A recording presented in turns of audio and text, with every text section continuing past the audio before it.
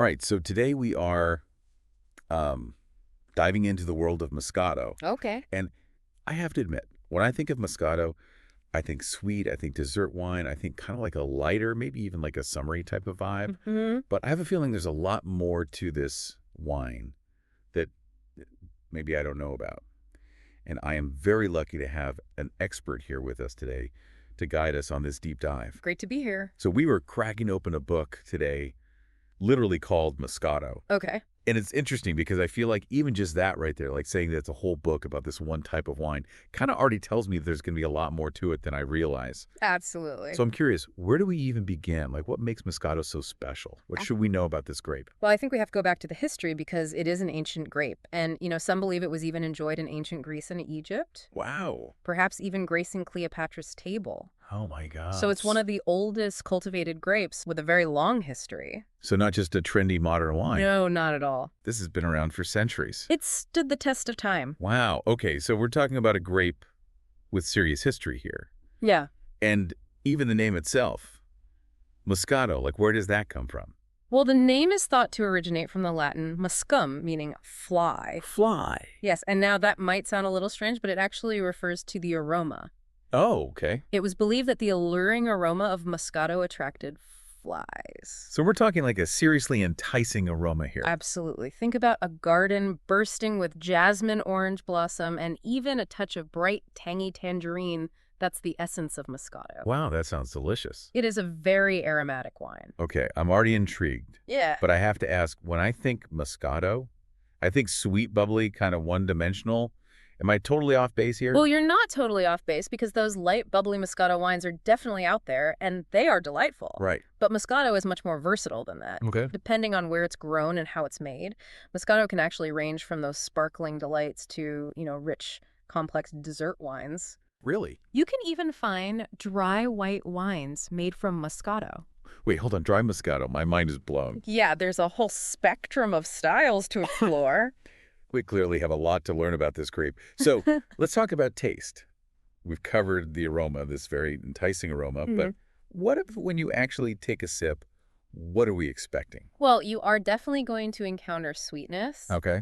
but a well-made Moscato will always balance that sweetness with this lovely, refreshing acidity. Okay, see, now, acidity is something that I always hear about with wine. And I know it's important, but I'm not always sure I can, really pinpoint what it means. Can you kind of break down acidity for me? Sure. So acidity is essentially the backbone of the wine. Okay. It provides structure and balance. It's that mouth-watering sensation that you get that keeps the sweetness in check and prevents the wine from becoming cloying. So it's like that zingy brightness that makes you want to take another sip. Exactly. It adds complexity and vibrancy, and it's also what makes Moscato incredibly food-friendly. Okay, food pairings already. I am so there. I love a good food and wine adventure. Well, we will definitely get to food pairings. Perfect. But first, I think we should take a little trip around the globe. Okay. A Moscato world tour, if you will, Ooh, I love it. to explore some of the key regions where this grape truly shines. Okay, lead the way. Let's go on this Moscato World Tour. All right, so first stop on our Moscato world tour. Okay. We're going to hop over to Italy, Makes sense. the birthplace of Moscato and still the leading producer today. And within Italy, we have to talk about Piedmont, Okay. home to those iconic names you've probably seen on wine shop shelves, Asti and Moscato d'Asti. Right, those are definitely the ones I recognize. Absolutely. And there's a reason for that. It's all about tradition. Yeah. Families like Soretto and Copo Yeah. have been crafting these wines for generations in Piedmont. Wow. They have their vineyards nestled in these beautiful rolling hills, and the climate and the soil there, it's just perfect for Moscato. So it sounds like Moscato really found its perfect home in Piedmont. Absolutely. It's where it all began. Centuries of winemaking tradition, that's really impressive. It is, and that expertise has been passed down through generations. Yeah. But our Moscato journey doesn't end in Italy.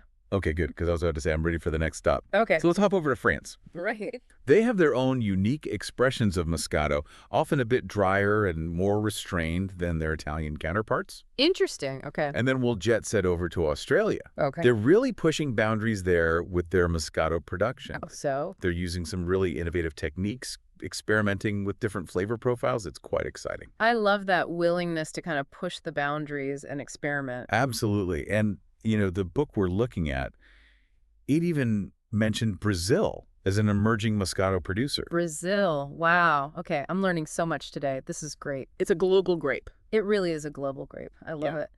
Um, okay, so we've talked about how Moscato's acidity makes it so food-friendly. But are we still just talking about dessert pairings here, or are there other unexpected combinations I should know about? Well, I think it's time to debunk the myth that Moscato only pairs well with sweet treats. Okay, I am all ears. Tell me more. Because while it's true that Moscato and dessert can be a match made in heaven, Oh, absolutely. I think we need to expand our horizons and look beyond the dessert cart. All right, you've piqued my curiosity. What else pairs well with Moscato? Well, first, let's start with the classics. Okay. I mean, you can't go wrong with a delicately sweet Moscato Dusty Yeah. paired with a light and fluffy almond cake. Oh, that sounds lovely. Or picture a lusciously sweet Moscato alongside a creamy panna cotta topped with fresh berries. Okay, those both sound amazing. Yeah. But I think what I'm really curious about is you mentioned cheese earlier, and I have to say I'm having a hard time wrapping my mind around that pairing. I know it sounds unusual, but trust me on this one. Okay. Remember how we talked about acidity being the backbone of a good Moscato? Yes. Well, that acidity can stand up to some surprisingly bold flavors. Okay. Take Gorgonzola, for example, that sharp, tangy blue cheese.